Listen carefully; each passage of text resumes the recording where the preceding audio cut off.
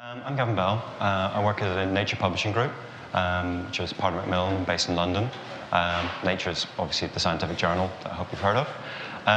Over the last year or so, I've been looking at scientific identity and what that means in terms of how scientists can get to know one another. So if you've never met a scientist and you get an online reference to them, how do you know what that scientist has done? How do you know what their, as I like to call it, their provenance is? And in science, that's often done through published papers. So with scientists, we've got quite a good way of getting a context for one another through these publications. And within the social network system that we've created, we also track conversations that scientists have had with one another and the kind of things that they've talked about, the tags they've used, that kind of thing. So I started thinking about what that would mean in terms of the rest of the internet. How would we know an individual if we met them and all we knew about them was an email address or a URL? So this is kind of a loosely formed experiment, exploring the slower aspects of our identity. So not necessarily the stuff that comes directly from RSS feeds, but the kind of how do you know that I talk about provenance? Well, you might look at some blog posts, but how can you tell that in aggregate just from a URL? So and answering a question of, do we have a consistent identity that exists on the internet? And also looking at the content we make and the social relationships we have. But one of the first questions people ask me is, what on earth is provenance? Because it seems like a slightly old word. So provenance, this is, I gave this talk at the XTech conference in Paris about a month ago. And this is a really poor quality mobile phone picture in a restaurant, showing that the provenance of the meat sold in this restaurant comes from Pays-Bas, which is Holland, France, and Germany. So that's saying that the restaurateur vouches this meat to come from these countries. But provenance also has kind of a deeper meaning than that. It's often used in antiques. So you only buy an antique from another dealer if you can get the paperwork, if you can know that this thing really is an 18th century French table. And so I think people also have a provenance. The web's about people, despite the focus on pages, and people create content, and people kind of, pages are interesting because they have information on them, but the best way to get a piece of information is if someone gives you a reference. This article is really good, or go and look at what this guy has written. Stuff that comes back from a search engine, you don't know whether to trust it or not. So, slightly different view of provenance. Does anybody know what these are? No? Okay. They're my ducks. When I was about 6 or 7, these were in my granny's house. And they're actually Burmese opium weights. And so I have the provenance for these is I know that my grandparents owned them. I know that my great-grandfather bought them in Burma when he was doing oil exploration there, because I have the piece of paper that shows how much he paid for it and the fact that an antique dealer vouched for them that they were authentic from 1850 or something like that. So that's what provenance is. Change of topic slightly. Identity, I think, is really important. We care a lot about who people are. And so running through this, writing this talk and thinking about stuff at Nature, I've been thinking about what happens 10 years from now. How do we know about the people who existed now? How do we know about the people who will exist in the future? What kind of devices will we use to establish identity? Will everything go on to iPhone or N95-like devices? How will we, if we're using those devices to navigate the internet, that's a really strong personal tie between me and the stuff I look at. Much stronger than this laptop, which is mine and I use alone. But a phone is a really strong tie to my identity. So identities change quite a lot over the last kind of few hundred years. About 300 or 400 years ago, we started getting surnames. So Bell and Butcher and things like that were surnames based on the profession of people. About 20 years ago, it was a postal address and a fixed line phone number. That was how we knew who someone was. Then email, mobiles, and websites arrived. So what we are defined by is changing as more of our existence becomes digital. More and more of our lives are available at a distance from us. Much more of me lives on the internet and is visible on the internet. So in this kind of quest, let's start with a person.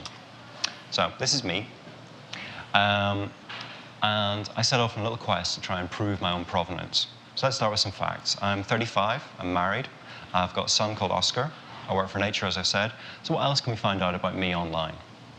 Well, if you Google around, if you use the Google Earth search engine to be correct probably, you can find these little identifiers. These represent me on various different social software services. They're kind of monikers for me.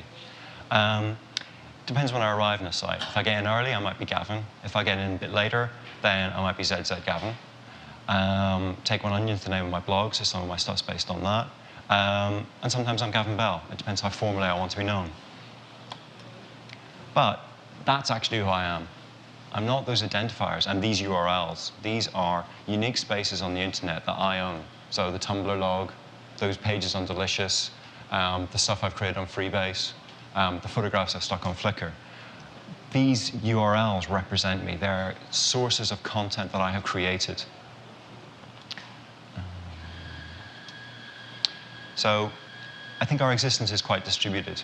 I exist on 20, 30 different websites. I'm referenced by lots of other different websites. But all of this is kind of connected together. And so a question I had was, how easy is it to tie all of this stuff together? And in researching this, quite a few people, Simon Wilson, who I think is talking here on Monday in particular, said, well, OpenID might solve a lot of this. And it kind of does. It kind of helps. It gets you to the point where you can prove that you are the person or the sequence of keystrokes which owns the URL that's being pointed at to these other services. But because it's authentication only, it doesn't solve the complete problem. And I think OpenID, the OpenID project, took a really good run at this in that they solved the unique small problem that was out there to be solved. And they didn't solve the whole thing. They let people build on top of that. So I think because of the way OpenID allows authentication, and authentication includes a URL, OpenID puts a representation of myself online. Usually there's an H card on that OpenID page, and quite often that H card has an exciting thing, rel equals me wrapped around various links on it. So that ties my identity to these other pages, so it connects me to, say, my Flickr pages. So this is, none of this is radically new. This has been talked about in terms of the XFN microformat for quite a while. But let's expand on this a little bit. Who do we know? Well, I know quite a lot of people online. I have lots of contacts on social networking sites. I have people who come and comment on my own weblog. I have AIM buddies. All of these people have their own personal websites. They're all connected to other people in social networks. And all of these social networks tend to point at personal pages or home pages which represent them. So if we follow these backlinks, we can start building a network of my friends and the things that they say they own. So we can work out, so we have a page which says, this is who I am. We have other pages which declare who my friends are. And we have a means of connecting these together through these different social networks. There's a mathematical proof done by the people doing research into OWL that says that, which I can never remember the fine detail of the proof, but essentially it says that if a page is pointed at, if two pages are pointed at through different routes, and one page says that this page is owned by someone, and that page points at something else, there's a mathematical proof that shows the page which isn't pointed at is actually part of the same loop. That was really poorly explained, I'm sorry about that. So I started looking at machine traversal of my own personal social network across multiple social networks, trying to connect together my content and the people who I know. So I make a bunch of stuff. I write, I take pictures, I tag things, I reply to stuff, I make posts on my own blog and in other spaces. Can we sum this output up? Well, yes, in terms of tags.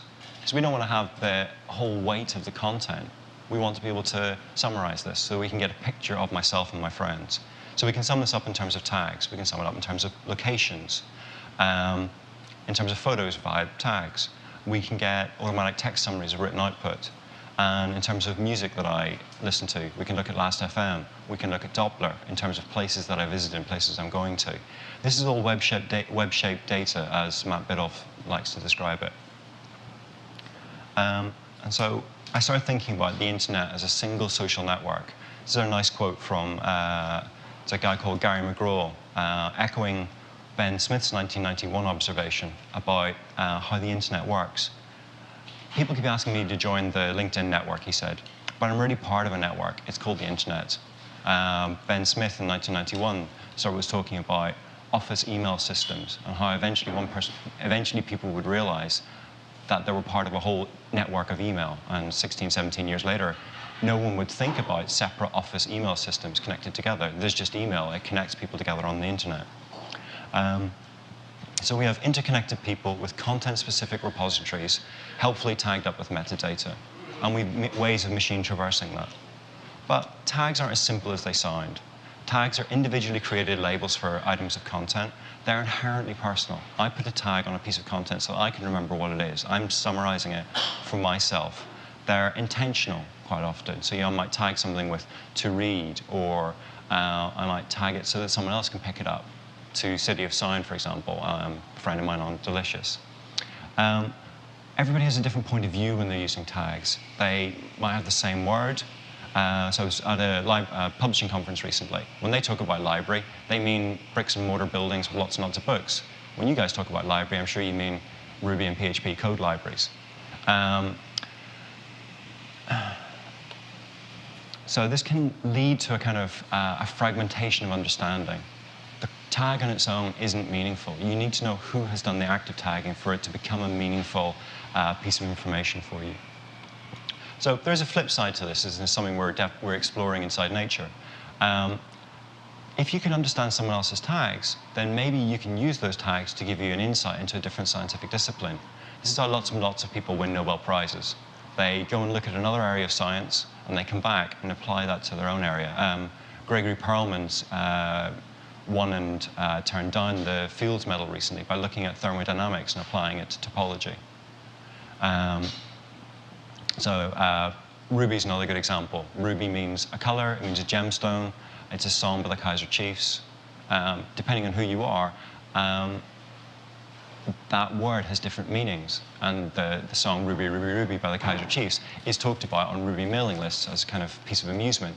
And we are smart enough to differentiate between the usage of Ruby referring to the song by the Kaiser Chiefs and the general usage of Ruby on the mailing list referring to the programming language. How can we teach our computers to be this smart? Or how can we give enough evidence, enough context to people browsing sites that we make so that they can infer the context from what's being shown? So the crux of this is kind of, can I sum the output of my friends to work out who knows what about what? And can I move to a level where I'm sort of managing people and not managing feeds? This is kind of an attention hack. My feed reader, I'm sure, like yours, has got hundreds of feeds in it. I don't read most of them. My machine busily updates them, and I read 20 or 30 of them. But there will be things I'd like to keep in touch with, but on a kind of longer form basis. Friends who I want to keep up with, but I don't want to read every blog post they've written. So I think we tend to make queries which are people-driven. We're not necessarily looking for a link to a page. We're looking for an answer to a problem, or we're looking for a certain piece of information that we can use in another context. We did some research in Nature, and we found that about 80% of people would rather a recommended paper to one found through a search engine. They trust a recommended paper substantially more as well. So Google returns pages, not people or techniques.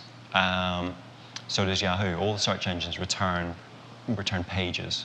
But people-based queries are much more sort of fine-grained. Do you know John? Well, which John do you mean? These things are much more complex and much harder to enter into a simple search box. I'm preaching to the converted here, I'm sure you know this, but so we have these kind of micro queries which are really contextual. Show me a good restaurant. Harder things like, would Simon be a good speaker at this conference? I don't know, have you seen him speak before? What was he like? He's quite good. How do you get that kind of stuff out? Well, there'll be blog posts that mention Simon or John or Fred speaking at a conference. But will they talk about his delivery? Will they talk about how nervous he was? Will they talk about the quality of his presentation? Probably. Can you abstract that out? These are kind of things you'd ask friends, sort of implicit knowledge. An example I've got is the wine site Corked. Can I find a decent wine by searching on the internet? No. Can I find a decent wine by looking at what my friends drink on Cork? Yes. So the kind of the content that people are labeling and the relationship between people and that content is really rich and important.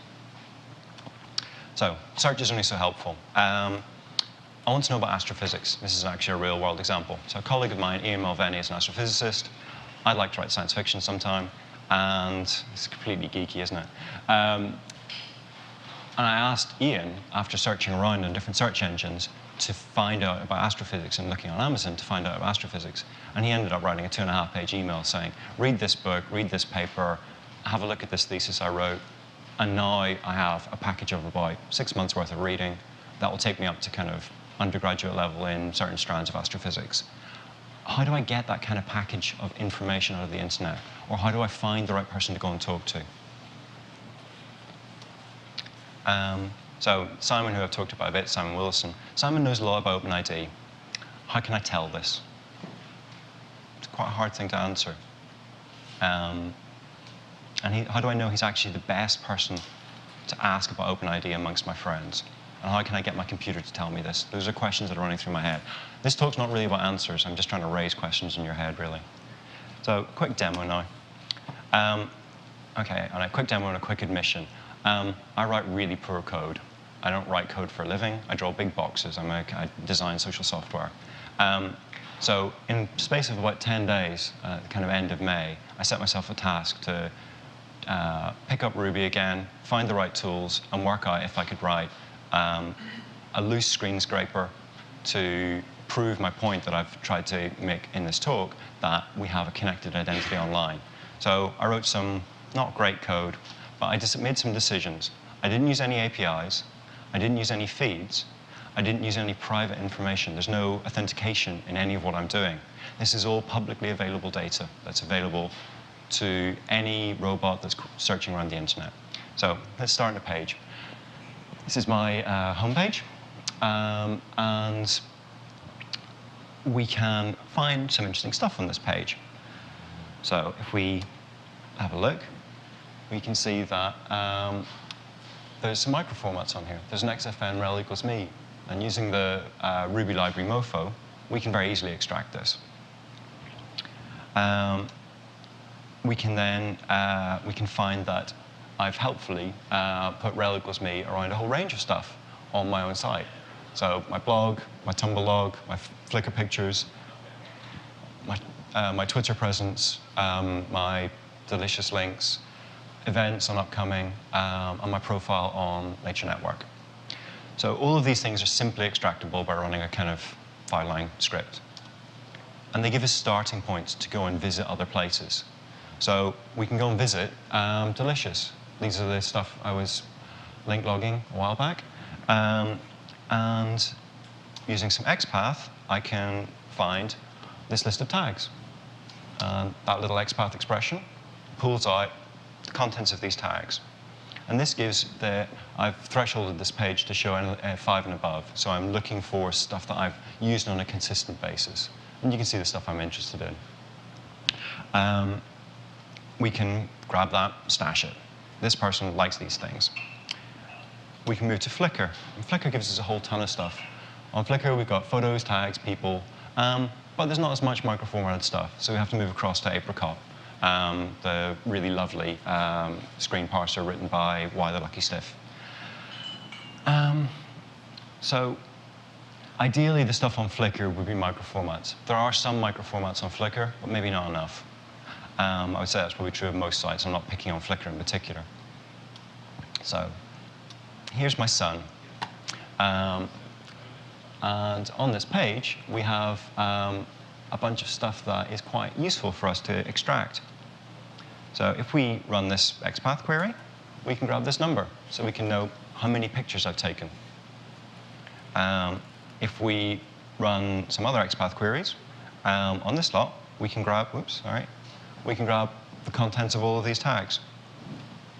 So we can find, and there's data behind these to know how often I use these tags. So rather than modeling all of the tags that I use on all of the different sites, we keep them tied to the content that they're associated with. So these are words that describe photographs, the same word might be used to describe different things. So the context of language which I use to describe photography differs to that which I might use to describe music and use to describe wine. So red here on Flickr means one thing, but red in terms of wine means something much more deeper and richer. So if we go to my profile page, there's a bunch of stuff on here. So again, xfn rel equals me pulls out this stuff. So there's a link to my homepage. And in digging around in the source on flickr.com, I discovered they've added rel equals me around this. They haven't told anybody they've done this, but they've added rel equals me. So this concretely ties my profile page to my external identity in ways that are 100% true. And that connection is, when I discovered it, I felt slightly unsettled because I didn't have control over connecting these two pages together. The guys at Flickr were helping out, and they thought, oh, microformat's great, stick rel equals me around that. But if you were wanting to keep separate identities or not wanting this stuff to be machine parsable, there's multiple URLs on here. And when I presented this at XTech, quite a few people came up to me and said, oh, I didn't know Flickr were doing that. And some people said to me they were going to move their URL from here up into the main body of their profile so that it wasn't microformatted and didn't concretely link the two things together. Okay, so we can also get all of my contacts following this link. We get to a page like this, some more XPath, and we can grab the contents of one of these little boxes. And in here, we can get the number of pictures that Jeremy's taken, a link to his photographs, a link to his profile page. And if we go to his profile page, if we then run a script on this, we get a list of all of my friends. The names they use, their own name, lists of stuff. And at the bottom, we've got a URL that we grabbed. And where did we grab that? Well, we grabbed it from the profile page. This is Firebug at the bottom. And showing the class equals URL, rel equals me, wrapped around that link that points back to Jeremy's homepage. So let's go and have a look at Jeremy's homepage. So it's the XPath to get that kind of stuff. This is a fragment of Jeremy's homepage, and he has some nice rel equals me stuff on it as well. So he has rel equals me around his upcoming. So let's go and visit Jeremy and upcoming. So this is Jeremy and upcoming, and I haven't screen grabbed it, but Jeremy and I are friends in upcoming, and we can follow these links, pulling out these XPaths, get you the contents of this. You can then follow the profile page, find out he links to me, different username, take one onion, and then we can get all the way back to my own page. So we kind of started from gavinbell.com, gone out through a social network, collecting information the whole way along, gone back to one of my friends' pages, come back onto their social network, upcoming in this case, and come all the way back to me. And all of that is scriptable and automatable by someone who doesn't code for a living. So this stuff is out there, we're connected together, and it's really easy. So, as I said, we can build a profile of me and my friends. Where else can we do this? Well, we can do it on Magnolia, Vox, Dig, Corked, any of the social networks this is amenable to. So what else can we do? Well, I haven't really talked about blogs that much.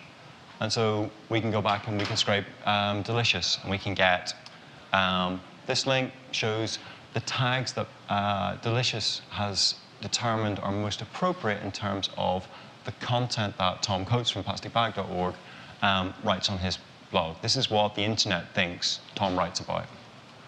And we can grab that. So there's a thing. We can also grab these. So this is the link to Tom's most popular article on Delicious. Grab that. And we can grab the number of people who've done it. And also this links us to the, pardon me, the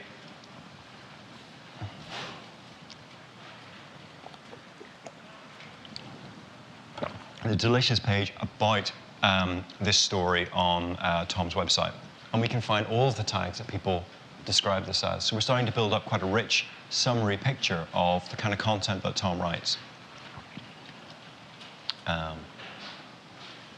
So again, this kind of XPath stuff.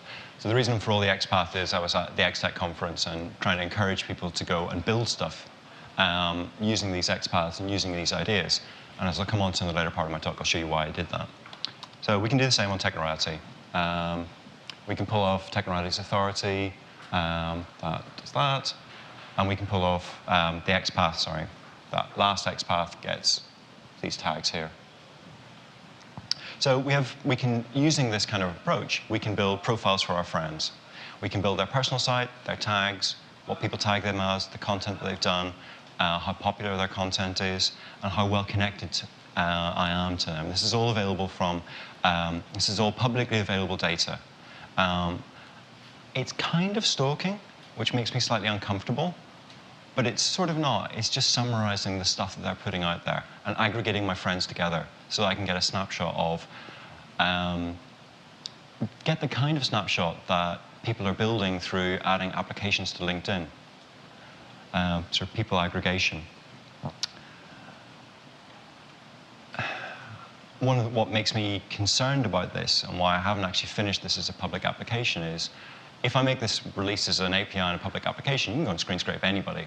And what I'd like to do is use this as OpenID-enabled pages. You sign in with your OpenID, we follow the relevant links that you have on your page, and it comes back with a personalized list of your friends. You can't do it for anybody else using my application, at least, because I think that's uncomfortable feeling for me.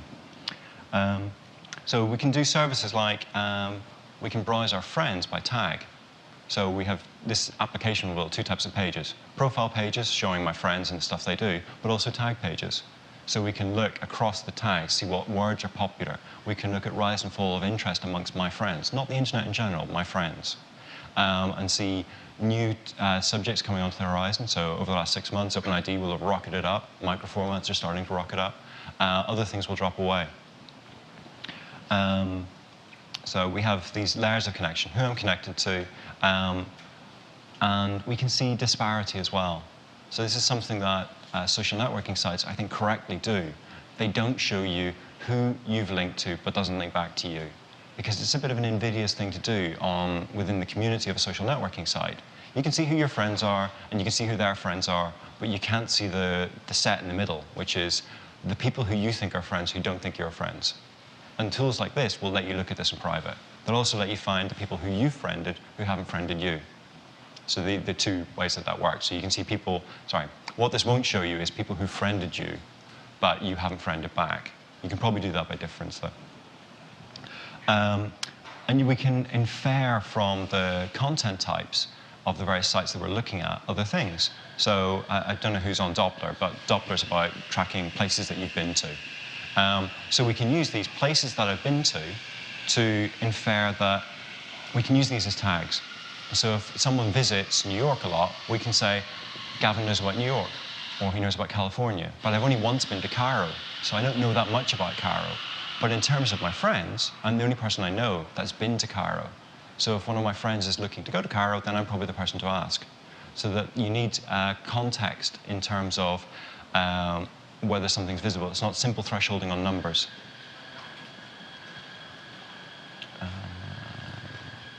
OK. So I kind of put this as surfacing my friends from the sea of feeds. And the little recipe is kind of take a web page, add some H-cards to it, make that an OpenID. You've got a person who you know you can verify. Find their social networks, follow the XFN links, repeat for all of their friends, come back, tags and profile pages come out of this. OK, so I think it's a new kind of application. And I'm not sure what way it should be built, which I'll come on to in a minute. But it's kind of peer evaluation and this kind of context sensitivity I think is important. So that's rough operational model for how it might work. And the email notification, I think, is important. This is not a service that you're going to run in real time. You're going to send it off and maybe wait for a response on, give it your instant messenger details, and it'll ping you back and say, we've baked your profile for you. It's a kind of notification-based service rather than a real-time processing thing. OK, so I think this is a bit scary. Everybody gives out all this freely available data, and it's really easy to pull it all together. And if you were, if you had, I was going to say lower morals, if you didn't mind about who could use this service, you could pick anybody in general, find out their friends, find out who they're connected to, find out what people think of them, and model anybody you fancy. And I'm sure people have written applications like this, but there don't seem to be any on the internet yet. And I wonder, is there a kind of utopian, dystopian choice here? Who runs these services? Say Nature, O'Reilly, Google, Amazon. Do we trust all of these companies? Well, clearly you trust Google. But would you prefer to be with a mate on a co-location box? Because then you know your friend, and you trust your friend, and you've got his data. But if you're using that box as part of your identity, and it doesn't have the same kind of backup like something like Visa has, and it disappears, well then suddenly part of your identity's disappeared. And a mate with a colo box is not that reliable. Google and Amazon, you are reliable, because you've got fantastic data centers and that kind of stuff. So one of the things that I think is important is the defaults and applications and awareness of what we are letting people do with their data and communicating to them clearly that publishing this data and putting it on the internet makes it available to search engines, makes it available, and it's not just their friends that see it, it's visible on the internet. And I think that we're not doing a good job of that. I think we're not clearly communicating to people what happens when they put their data online. I'm not sure how we do that in a relatively terse way, but I think we need to be more hand-holding with people, saying, stick this stuff up here and everybody in the world can see it. It's obvious if you've got a blog that that's what you're doing, but I think it's less obvious in terms of social software applications. What bits are public, what bits aren't public? As we make micro changes to profiles and things like that, what data is being aggregated and shown? So most people probably don't know the kinds of pictures that they have in Flickr shown. Lots of people don't know that their favorites that they add to their Flickr profile are publicly visible. So every picture that you ever favorited, if I can go to your profile, I can find all the pictures that you think are cool on Flickr. So we're not doing a good job of declaring what's public and what's private. So okay, two last points. The un-provenanced. At the minute, lots of people get jobs because they're on the internet. So they have a visibility, they blog about good stuff, they go to conferences, they stick their talks up, those kind of things. They're trying to get visibility. I wonder, is there a point at which if someone doesn't have a profile on the internet, they won't get a job? It's certainly something that a lot of the big recruiting companies are doing. They hire interns to search for Facebook and LinkedIn and MySpace profiles of new college hires to find out are they trustworthy, that kind of stuff. So the kind of public versus private nature of that data becomes important there. Everybody knows that on Twitter, on Facebook, on MySpace, this kind of stuff, there are robots that go around and friend as many people as they can see, so that they can subvert the privacy measures, or they can use them for spamming, that kind of stuff. We need to be more sensitive to that kind of thing. So some ideas for the future. I think identity consolidation's happened. It's not a future thing. I'd like to be able to track people and not feeds. I think microformats are increasingly important, but we need to be sensitive in their use and communicate to people what happens to their data because we've microformatted it. The Flickr example with rel equals me, I think, is key in this. And it's heading to kind of towards a sort of social network-based search. I don't necessarily want to ask the whole internet how to solve a particular problem. I'd love to be able to search my friends. And using services like this, where you can aggregate all of the data from your friends together, you can build these kind of small-scale, personalized search products. Okay, some examples. These are three examples here built by friends of mine who saw this talk, and in the last month they've got it together and actually made some stuff. So this is Jeremy Keith, a guy based in Brighton. And he put together a little application called Hackfight, based on Twitter, Delicious, Flickr, and Technorati. He screen scrapes all these different sites and determines various people's strengths based on attributes. So if they have lots of pictures on Flickr, then they get a bigger score on perception. If they have lots of stuff on Delicious, they get a big score in terms of memory, that kind of stuff. And it's just a fun bit of nothing, really, but it's good fun. You can enter your name, and it goes away, does some screen scraping, comes back and tells you these are your scores, and then you can go and fight people. It was put together in a day at the BBC Yahoo Hack Day event sort of last weekend.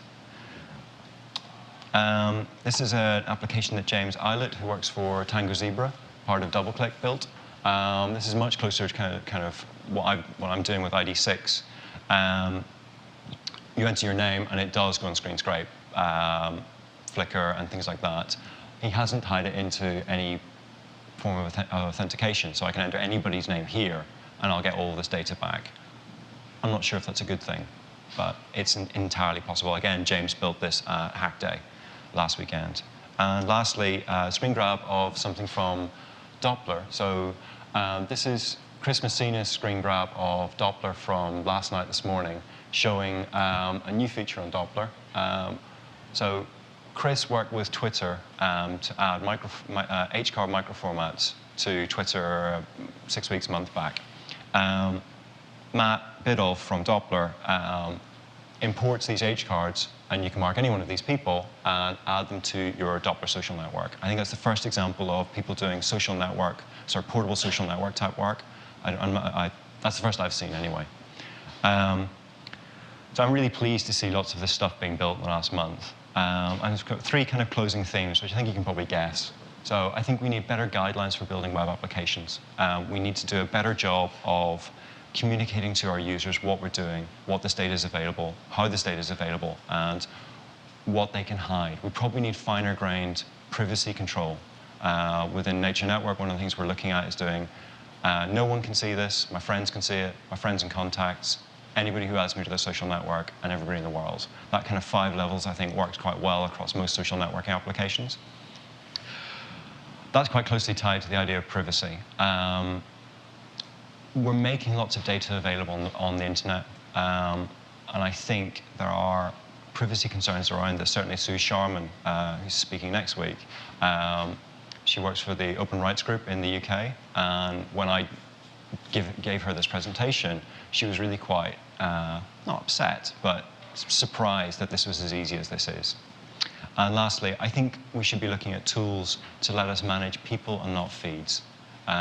People are what we care about. The data they generate is interesting, but we care about people. If we've decided to add someone to our social network, if we decide to add them to multiple social networks, then maybe our feed reading tools should kind of prioritize their material, or maybe add in the feeds on the social networks because it knows who they are. We kind of need to integrate our different applications together so that we're modeling friendship relationships. And we can use tools like Google and Yahoo search engines to find stuff that we have no context with, but we can use tools like this to go and find our friends to ask them something. Okay. Thank you very much. Whoops.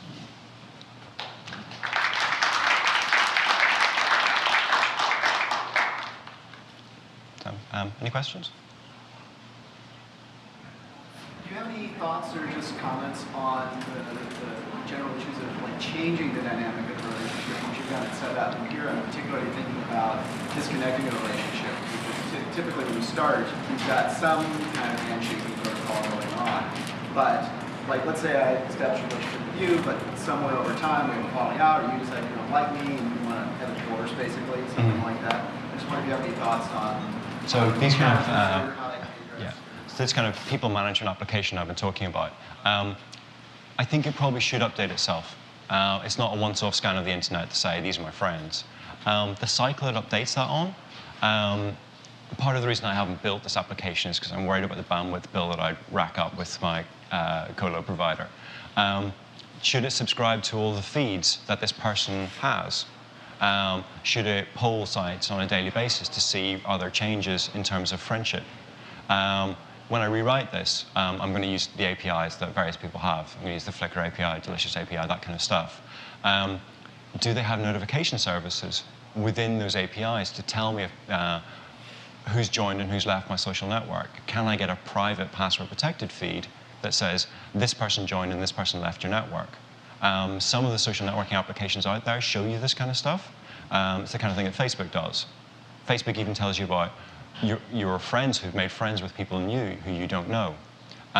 So I think, I'm not sure what kind of application this is. So as you can see, I've got this idea of id6.com, where I'm going to hopefully build something. But it might work equally well as a kind of as an Exchange plugin. Maybe it's part of Gmail. Where this tool is best cited, I'm not sure, and how often it updates itself, I'm not sure. One of the other kind of things I'm really interested in at the minute is environmental concerns. If this thing's needlessly pulling down megabytes worth of feeds every day, then that's not very good for the environment. That data has to be shifted around. It costs electricity to shift that data around.